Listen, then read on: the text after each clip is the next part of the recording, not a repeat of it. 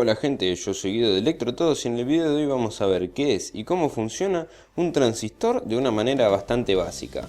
Acá ya los pueden ver en su encapsulado y como se observa existen de formas muy variadas. Cuanto más grande es el encapsulado es porque está preparado para manejar mayor potencia. Antes que nada les digo que si todavía no saben cómo funciona un diodo, vayan al video que hicimos en el canal sobre los diodos y lo miren. Y una vez que hayan mirado ese video recién vengan a este porque les va a ser así mucho más fácil de entender. Así que bueno, ahora sí empecemos. Bueno, esto que pueden ver acá es la construcción física de un transistor.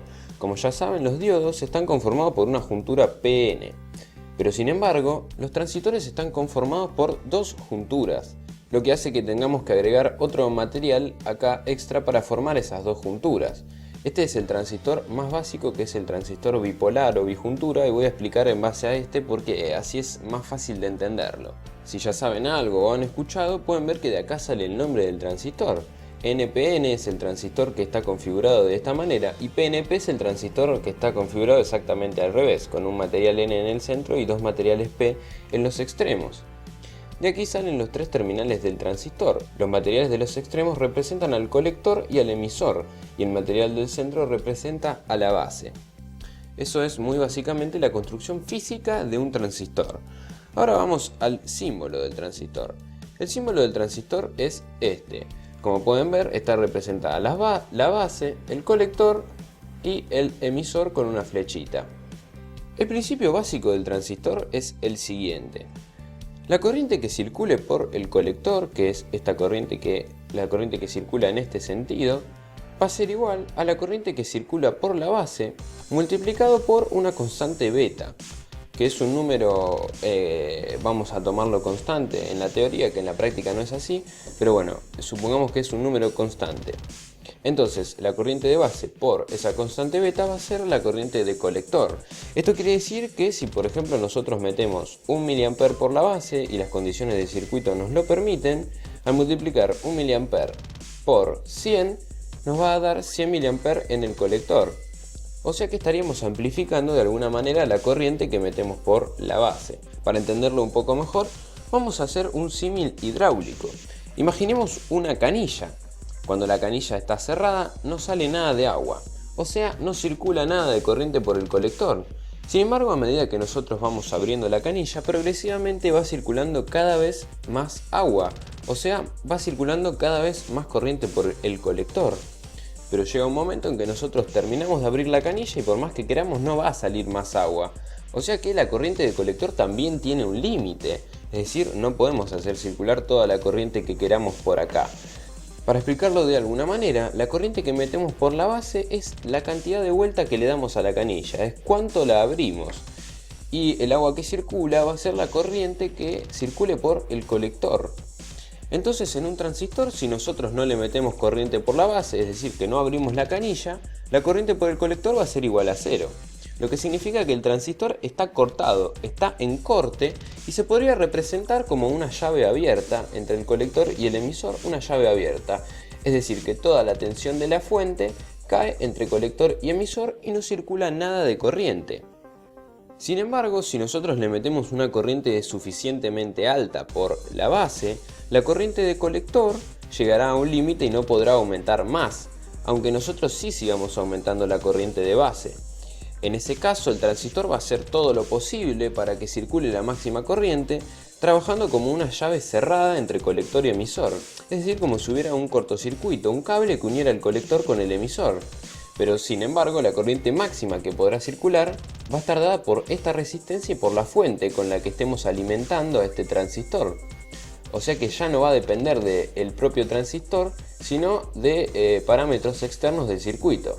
Entonces va a llegar un momento en que por más que la corriente de base aumente, la corriente de colector no lo va a hacer más y esta fórmula ya no va a ser cierta. En ese momento el transistor estará saturado y será cuando abrimos la canilla al máximo. Sin embargo, si nosotros no dejamos la canilla cerrada del todo ni la abrimos al máximo, podemos pasar por infinitos valores analógicos en el medio entre la corriente máxima y la corriente mínima. Ahí sí se va a cumplir esta fórmula y el transistor estará trabajando en zona activa. Por ejemplo, yo le meto una corriente de 20 microamperes por la base y con un beta de 100 me sale una corriente de 2 mA por el colector. Esta fórmula se cumple y el transistor está trabajando en zona activa. Esas tres son las zonas de trabajo de un transistor. Ahora veamos cómo se puede utilizar un transistor en la práctica. Existen dos maneras principales de utilizar un transistor. Una es en conmutación, es decir, utilizarlo en corte y saturación, o sea, con la canilla cerrada o con la canilla abierta al máximo, o utilizarlo en zona activa, es decir, con la canilla abierta entre valores medios que no lleguen a ser el mínimo ni el máximo. En este video voy a explicar un poco cómo se utiliza en corte y saturación, porque ya utilizarlo en zona activa para amplificar una señal es un poco más complicado. La forma, el circuito para utilizar un transistor como una llave es la siguiente. Tenemos el microcontrolador con su salida conectada a una resistencia y a su vez conectada a la base. Y la carga representada por esta resistencia va a estar conectada de la siguiente manera.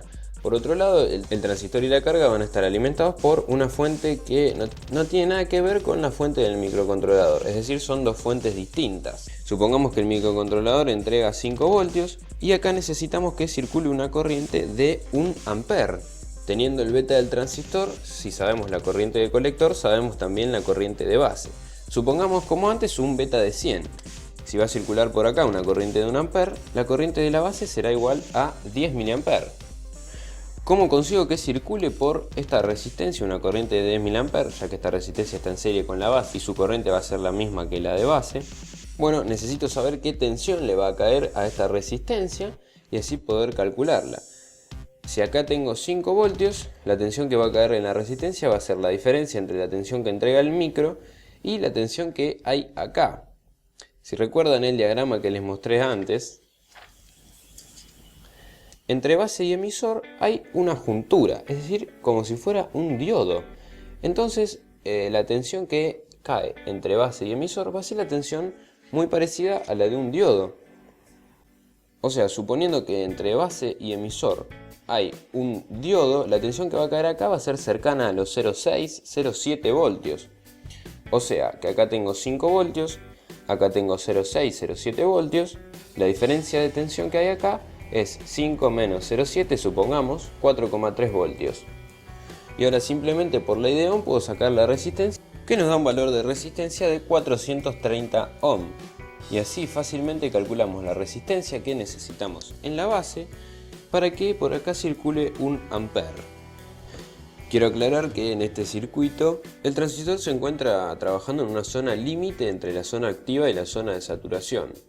Esto se da porque si bien la corriente que absorbe la carga con la tensión de la fuente es 1 amper, o sea la corriente máxima que puede circular por acá es 1 amper, se cumple que el beta es igual a 100, o sea se cumple que la corriente que circula por acá es 100 veces mayor a la que circula por la base. O sea que está en un límite entre la zona activa y la zona de saturación. Para esto lo que hay que hacer es aumentar un poco más la corriente de base, supónganse que le entregamos 20 mA. De esta manera la corriente que circule por acá va a seguir siendo 1 amper porque no puede circular más que eso, la canilla ya está abierta al máximo, pero sin embargo la corriente que circule por acá sí va a ser de 20 mA, por lo que si hacemos la cuenta vamos a tener 1 amper sobre 20 mA nos va a dar un beta de 50, haciendo que el transistor ya se encuentre más adentro de la zona de saturación. De todas maneras existen dos tipos de saturación, una es la saturación fuerte, que es cuando el beta es igual o menor a 10, y otra es la que se llama saturación débil, que es cuando el transistor se encuentra trabajando en una zona cercana a la activa, que es exactamente con este circuito. Se encuentra ahí en el límite entre la zona activa y la zona de saturación. Esto es una saturación débil. Si por el contrario acá le entregáramos una corriente de 100 mA, el beta sería de 10 y estaríamos teniendo una saturación fuerte. Pero bueno, eso es lo que quería aclarar porque se puede prestar a confusiones. Acá a partir de 10 mA, cuando yo siga subiendo la corriente de colector no va a aumentar a más de 1 amper. Y es un ejemplo claro para ver las distintas zonas de trabajo del transistor.